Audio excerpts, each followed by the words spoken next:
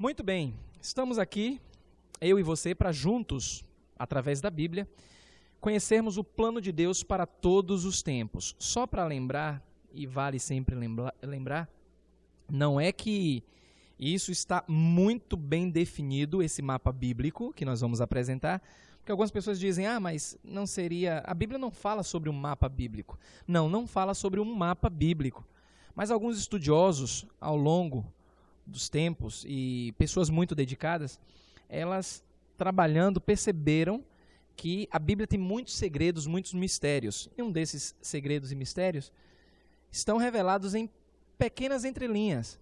E uma dessas entrelinhas nós vamos chamar de o plano de Deus para todos os tempos. Porque essa série de mensagens, ela tem como objetivo mostrar o plano de Deus para todos os tempos. E o mais importante, fazemos parte desse plano. Veremos à luz da palavra de Deus pelo menos 7 períodos de tempo estabelecidos por Deus para o cumprimento do seu propósito. E nós vamos tratar ao longo dessa série da criação até os tempos finais, como um alerta para os que não creem e também como uma esperança para nós que cremos. Veremos também que para cada período da história, Deus vai dar uma responsabilidade ao homem. Observaremos que o homem falha e com isso recebe o juízo de Deus. Então, eu quero apresentar aqui o nosso mapa bíblico com algumas definições para que você possa se familiarizar e não se perder ao longo dessa série de mensagens. Então, nós temos aqui a eternidade passada, simbolizada aqui. Do outro lado, nós temos a eternidade futura. E aqui no meio, a linha de tempo. Lembrando que Deus, ele é atemporal e também está no tempo. Ou seja, o nosso Deus, ele é transcendente e imanente. Ele tanto está fora do tempo, não está sujeito ao tempo, como também faz parte do tempo. Nós, sim, estamos limitados a essa linha de tempo. Deus, então, na sua infinita misericórdia, ao longo da história, estabeleceu, e nós veremos na palavra dele, períodos. E nós vamos chamar esses períodos de dispensações.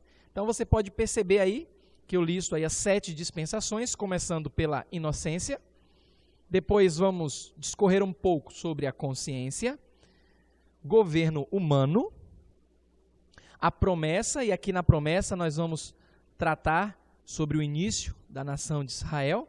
Entraremos na lei, olha aí, representando na promessa e na lei a nação de Israel. Teremos o 6º período da história que nós estamos vivendo hoje, que é a graça. E, por fim, o último período, que é o reino milenar. E ao longo dessa série de mensagens vamos discorrer sobre isso para facilitar o seu entendimento. O que é interessante é que para cada dispensação, de acordo com esse estudo, Deus ele dará responsabilidades ao homem.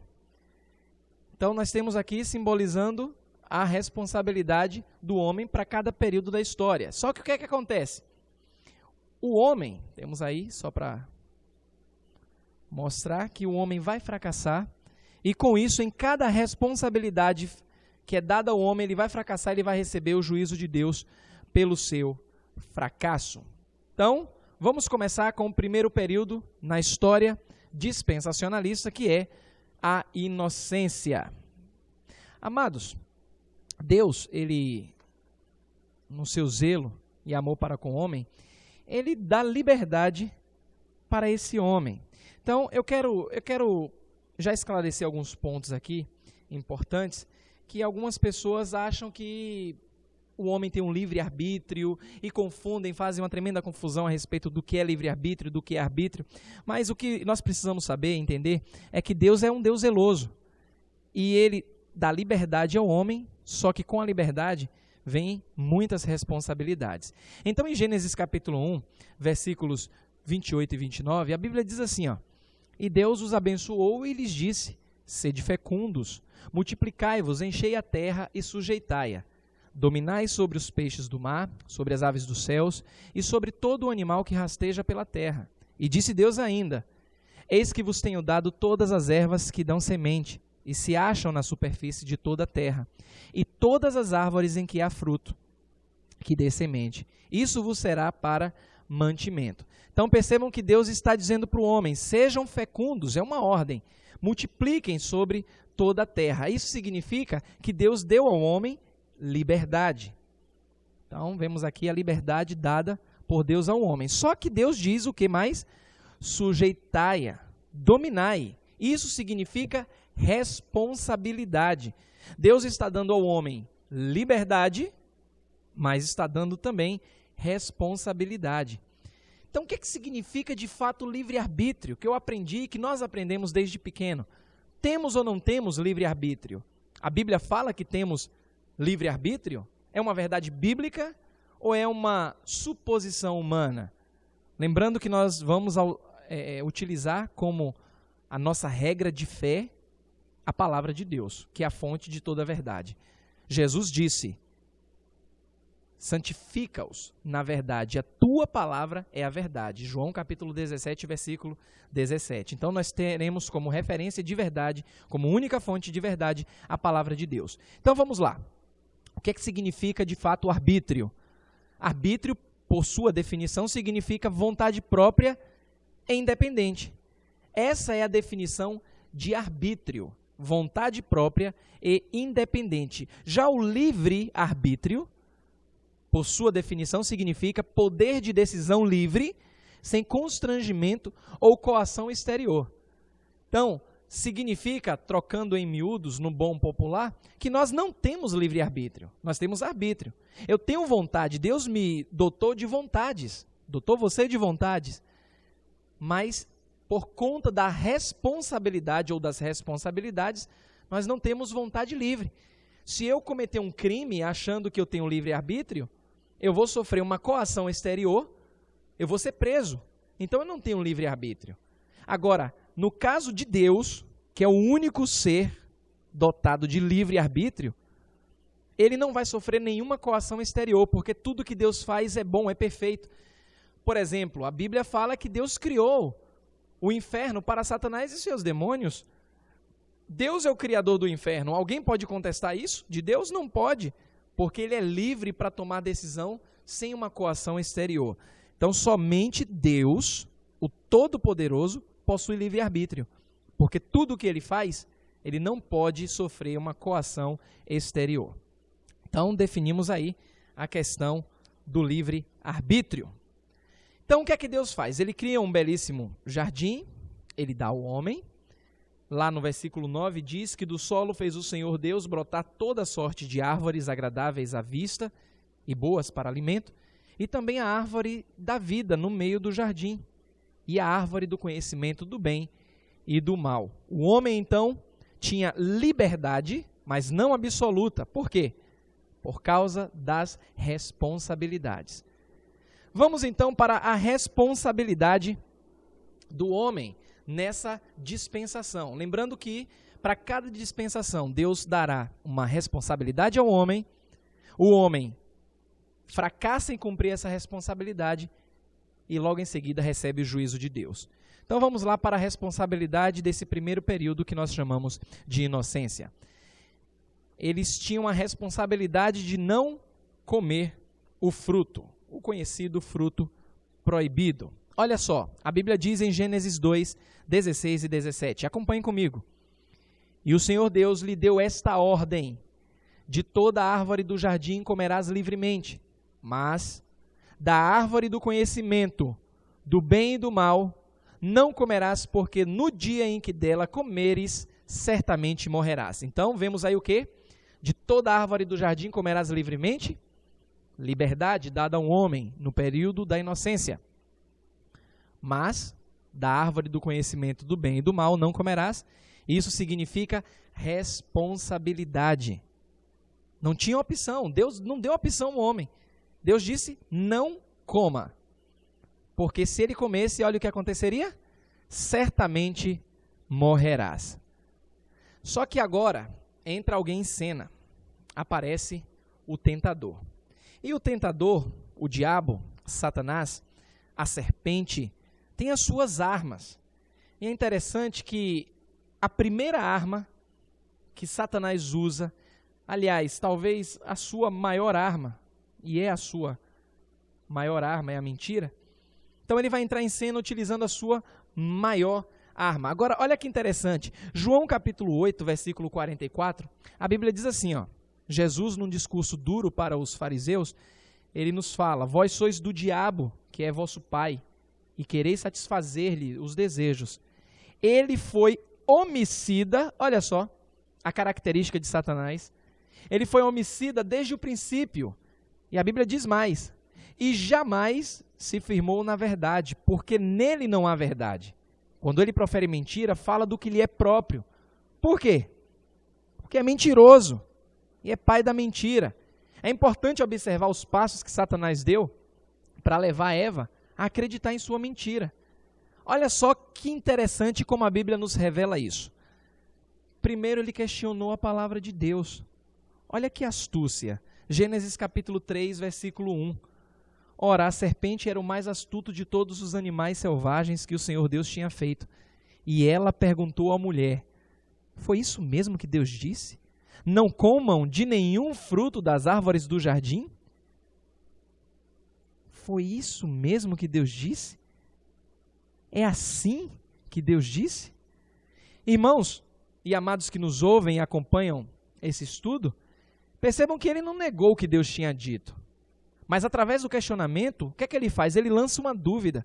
Talvez você tenha entendido mal o que Deus disse. Pare e pense um pouco sobre isso. Satanás, ele põe em dúvida a bondade de Deus.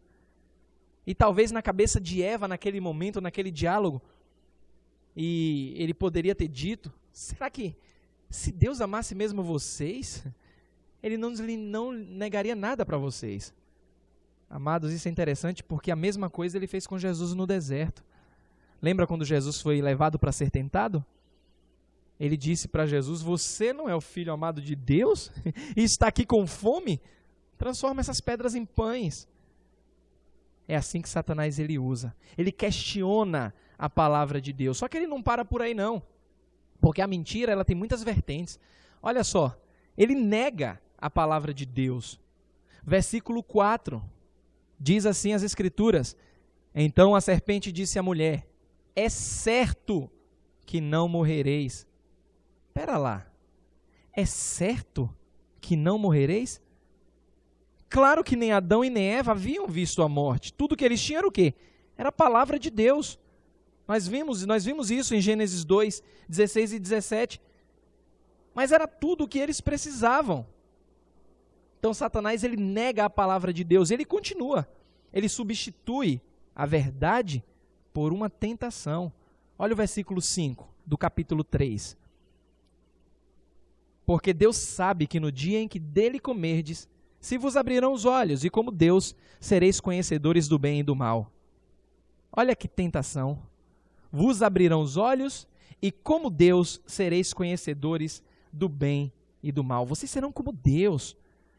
Amados do Senhor, Adão e Eva tinham sido feitos à imagem de Deus, mas Satanás, astuto, os tentou com um privilégio ainda maior. Possivelmente essa era a maior ambição de Satanás, ser semelhante a Deus, ser adorado. Mas a Bíblia já diz que nós seremos semelhantes a Deus. Isso você acompanha em 1 João capítulo 3, versículo 2. Olha o que a Bíblia garante para nós. Amados, agora somos filhos de Deus e ainda não se manifestou o que haveremos de ser. Sabemos que quando ele se manifestar, olha só, quando ele se manifestar, seremos semelhantes a ele. Por quê? Porque haveremos de vê-lo como ele é. É através dessa mentira que Satanás controla grande parte dos homens. Olha o que a Bíblia nos fala em 2 Coríntios capítulo 4, no versículo 4. O Deus desse século cegou o entendimento dos incrédulos, para que lhes não resplandeça a luz do Evangelho, da glória de Cristo, o qual é a imagem de Deus. É assim que Satanás faz. O Deus desse século, ele cega o entendimento dos incrédulos. Esse diálogo estabelecido entre Eva e o diabo fez com que ela cometesse 3 erros fatais. Ela deu brecha, ela abriu uma brecha. E essa brecha fez com que ela cometesse 3 erros fatais. Primeiro erro, ela se afastou da palavra de Deus. Por isso que nós começamos, eu já enfatizei que a nossa fonte, a nossa autoridade de fé é a palavra de Deus. Então ela se afasta da palavra de Deus. Gênesis capítulo 3, versículo 2. Respondeu-lhe a mulher: não, do fruto das árvores do jardim podemos comer. O que é interessante é que, aparentemente, ela estava correta aqui. Mas em comparação ao que Deus tinha dito, olha o que Deus tinha dito no versículo 16. E o Senhor Deus lhe deu esta ordem: de toda árvore do jardim comerás de que forma? Livremente. Percebam que houve omissão da palavra livremente. Então nós temos a impressão de que ela captou a sugestão sutil de Satanás. Deus está lhes negando algo. Quando começamos, isso é muito triste, quando nós começamos a questionar ou esquecer a graça e a bondade de Deus, fica muito, mas muito fácil desobedecer a sua vontade.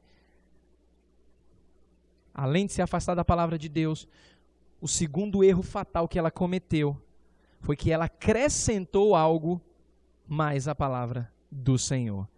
Olha aí o versículo 3.